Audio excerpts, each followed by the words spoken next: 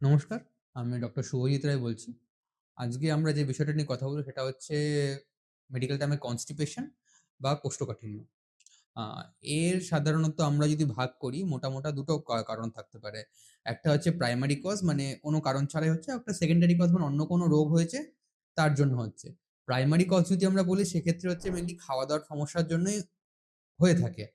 খাওয়া-দাওয়ার সমস্যা বলতে ধরুন আমরা যদি খাবারের জল কম খাই, এছাড়া যদি ফাইবার জাতীয় খাবার মানে শাক, সবজি এগুলো যদি কম পরিমাণে খাই এবং কোনো ক্ষেত্রে এটা বলা হয় অনেকক্ষণ ধরে যদি মানে বাওয়েলস বাওয়েল হ্যাবিট চেপে থাকে অনেকক্ষণ ধরে, অনেকক্ষণ না যায় সেক্ষেত্রে কিন্তু এটা কোষ্ঠকাঠিন্য হতে পারে।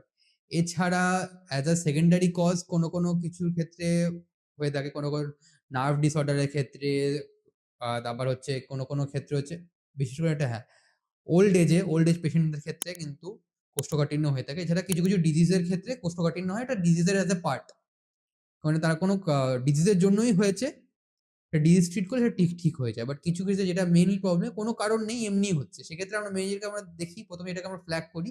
এটা হচ্ছে গিয়ে ডায়েটারি হ্যাবিটস। জল কম খাচ্ছে, তারপর হচ্ছে শাকসবজি খাচ্ছে না। আ শাকসবজি বলতে কি খালি হচ্ছে কার্বস, ফ্যাট এবং হয়তো বেশি পরিমাণে হয়তো প্রোটিন জাতীয় খাবার খাচ্ছে। খাবারে যে ভাগ থাকে কার্ব, প্রোটিন আর ফ্যাট আর ফাইবার। কার্বটি বেশি খাচ্ছে, ফ্যাট খাচ্ছে, প্রোটিন খাচ্ছে, হয়তো ফাইবারের পরিমাণ খুব কমে গেল। এখন শীতকাল, জলও একদম খাচ্ছে না। সেক্ষেত্রে কিন্তু সবার ক্ষেত্রে হয় না। কিছু ক্ষেত্রে কেউ প্রোন থাকে কেউ। সেই ক্ষেত্রে কিন্তু তাদের ক্ষেত্রে কোষ্ঠকাঠিন্যটা একটু বেশি করে হয়। হয়তো আমি একরকম খাবার খেলাম, আমার বন্ধু একরকম খাবার খেলো, হয়তো আমার হলো। তার হলো না। মানুষ তো প্রত্যেক মানুষের শরীর আলাদা, প্রত্যেক মানুষের শরীরে এরকম হতে পারে। সেক্ষেত্রে হলে কি করবেন? যেটা কারণ সেটাই তার ট্রিটমেন্ট। আ সেক্ষেত্রে ১ম এ এটা ফ্ল্যাগ করি, খাওয়া-দাওয়া ঠিক করতে হবে।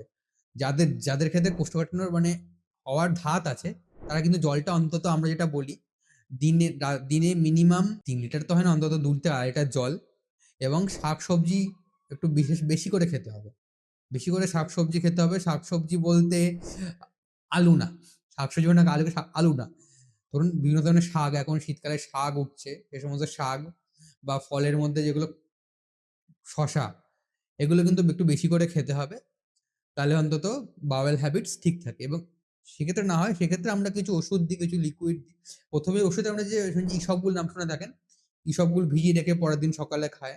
আবার সেটা আমরা বলি রাত্রেবেলা ইসবগুল খেয়ে নিলে সেটা হচ্ছে বাইরে থেকে এক্সট্রা ডায়েটারি ফাইবার আমরা এড করি।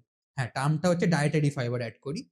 এছাড়া আমরা আরো কিছু দিয়ে থাকি বা ল্যাক্টোলোজ সিরাপ বলা হয়। ল্যাক্টোলোজ সিরাপ, এই সিরাপগুলো আমরা দিতে পারি। এইগুলো খেলে এবং যদি এগুলো মোটামুটি কন্টিনিউ করা হয় এবং যে খাওয়া-দাওয়া ঠিক করা হয় এবং যদি কেউ একটু আগে বললাম ফিজিক্যাল অ্যাক্টিভিটি করা হয় নিজের দৈনন্দিন কাজের বাইরে, তাহলে মোটামুটি ঠিক হয়ে যায়। কিন্তু দেখছেন এত কিছু করার পরেও ঠিক হচ্ছে না। তখন বুঝতে হবে যে নিশ্চয়ই অন্য কোনো রোগ আছে যার জন্য হচ্ছে। তখন তো সেই রোগের আমরা আ খুঁজে তার চিকিৎসা করলে সেটা ঠিক হয়ে যায়।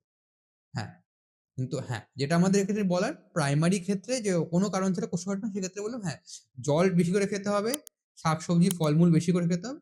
তবে আশা করি সেক্ষেত্রে আমি দেখেছি মোস্ট অফ দ্যা পেশেন্টই ঠিক হয়ে যায়। যদি ঠিক করে মেইনটেইন করতে পারা যায়। আজকে এটুকুই বলার ছিল। ঠিক ভালো থাকুন, সুস্থ থাকুন।